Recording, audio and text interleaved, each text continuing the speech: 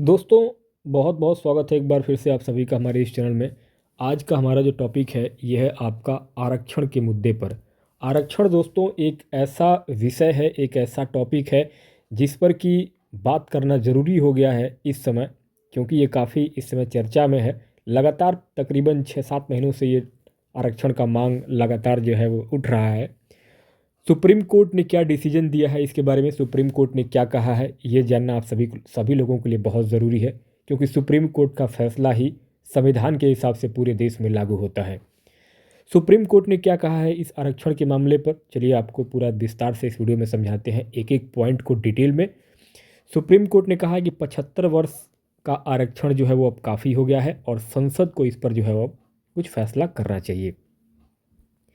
चर्चा में इसलिए बना हुआ है आरक्षण, क्योंकि आरक्षण पे सारी जितने भी भारत में पार्टियां हैं, चुनावी पार्टियां, चाहे वो, मैं किसी भी पार्टी का नाम नहीं लूँगा, जितनी भी पार्टियां हैं वो सब के सब जो है वो आरक्षण के बल पे ही चुनाव लड़ते हैं और अपना वोट बैंक बढ़ाने के लिए और अपना वोट बैंक के लिए वो लोग सारी पार्टियां चुनाव कराते हैं, चुनाव लड़ते हैं।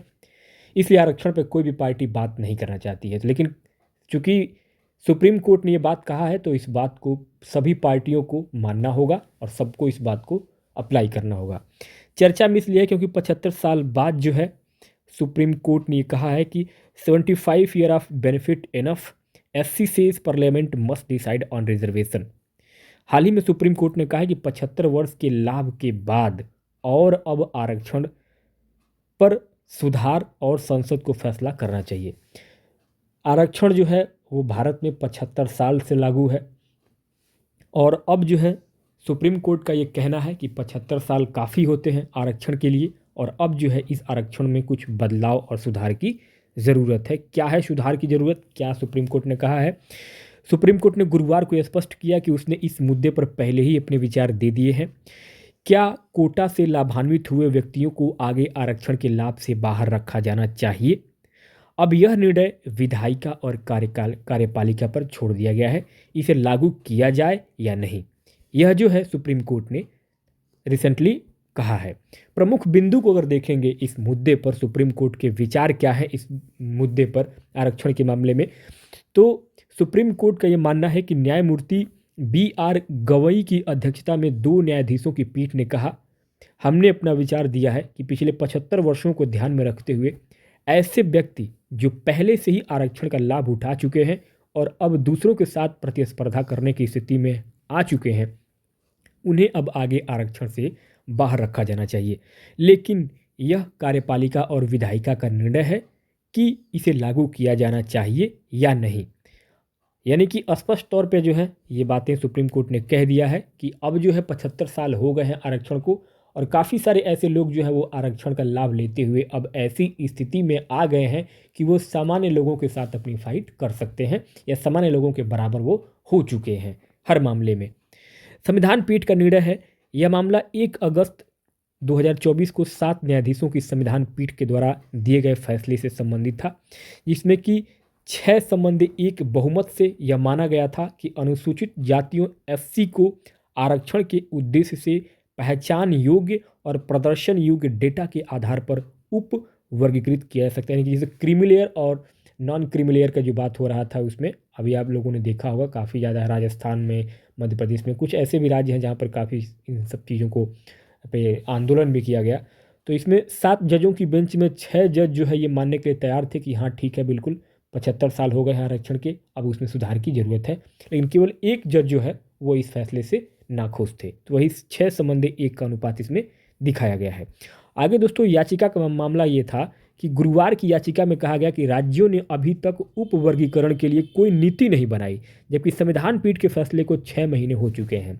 सुप्रीम कोर्ट ने यह निर्णय जो है वो 6 महीने पहले दे दिया था कि अब जो है वो ये रिजर्वेशन में, आरक्षण में जो है वो अब डिवीजन किया जाए, आरक्षण में अब जो है वो उपवर्गीकरण किया जाए। इस मामले में न्यायमूर्ति AG मसीह ने भी कहा है कि वे इस मुद्दे पर विचार करने के लिए इच्छुक नहीं हैं। अर्थात सुप्रीम कोर्ट के न्यायाधीश ये कह चुके हैं कि आरक्षण का मामला अब बहुत ज़्यादा हो गया है और अब आरक्षण के मामले पर जो है संसद में कोई ना कोई कार्रवाई करके और कोई नए नियम बना करके आरक्षण को चेंज किया जाए। ये चीज़ें जो है क्लियरली सुप्रीम कोर्ट ने कह दिया है। और अब आरक्षण के मुद्दे पर अगर कोई भी मुकदमा होता है सुप्रीम कोर्ट में, तो सुप्रीम कोर्ट उसको सुनने के लिए तैयार ही नहीं है, बिल्कुल रिजेक्ट कर देगा। याचिका का निपटारा है। न्यायमूर्ति मसीह की पीठ ने याचिकाकर्ता के वकील को याचिका वापस लेने के लिए अनुमति दी, ताकि वे इस मामले में निर्णय लेने वाली अधिकृत संस्था के समक्ष अपना प्रतिनिधित्व दाखिल कर सके, जो इस मुद्दे पर उचित फैसला कर सकती है। ऑलरेडी सुप्रीम कोर्ट ने ये बातें कह दिया है। भारत में आरक्षण क्या है दोस्तों? भारत में आरक्षण की शुरुआत ब्रिटिश शासन के दौरान हुई थी, लेकिन इसका आधुनिक रूप और विस्तार भारतीय स्वतंत्रता के बाद हुआ था।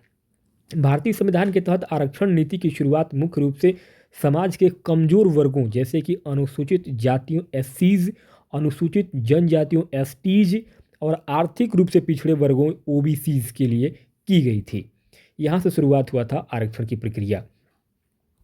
आरक्षण की शुरुआत के अगर प्रमुख घटनाक्रम को देखेंगे तो ब्रिटिश शासन और आरक्षण कैसे शुरू हुआ था।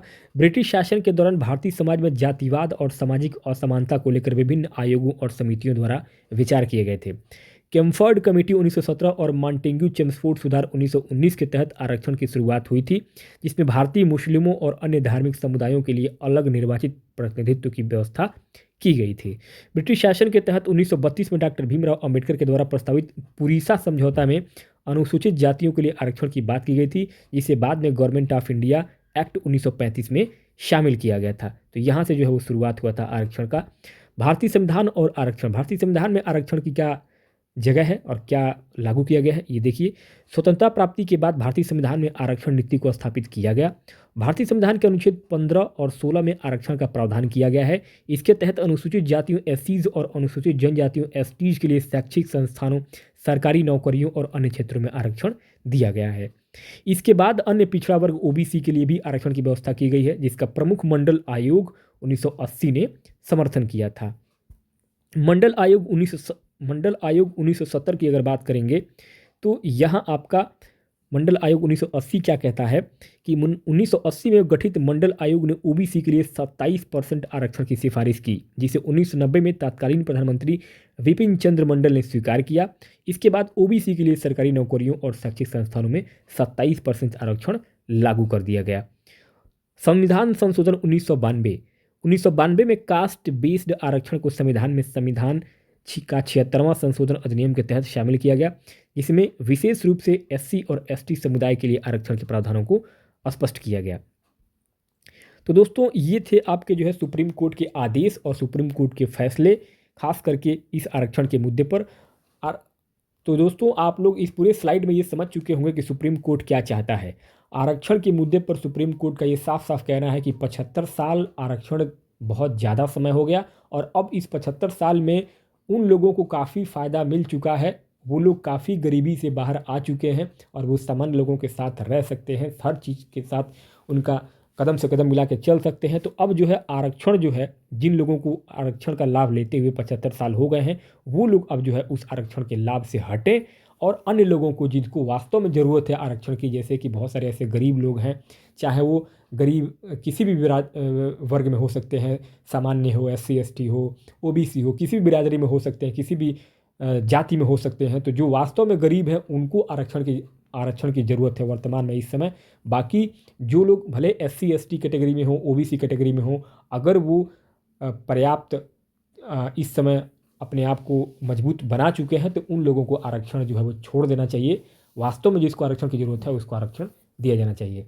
दोस्तों आरक्षण के इस मुद्दे पर आपकी क्या सोच है, क्या राय है, कमेंट बॉक्स में ज़रूर बताइएगा, क्योंकि ये मुद्दा बहुत ही महत्वपूर्ण विषय बन जाता है। आप सभी के लिए, सबकी जिम्मेदारी है। आप लोग खुल के अपना विचार इस वीडियो में के कमेंट बॉक्स में ज़रूर बताइएगा, ताकि आगे क्या पता चल, आप लोग जैसा कमेंट करेंगे उसी हिसाब से पता चल पाएगा कि आप लोगों के विचार क्या हैं।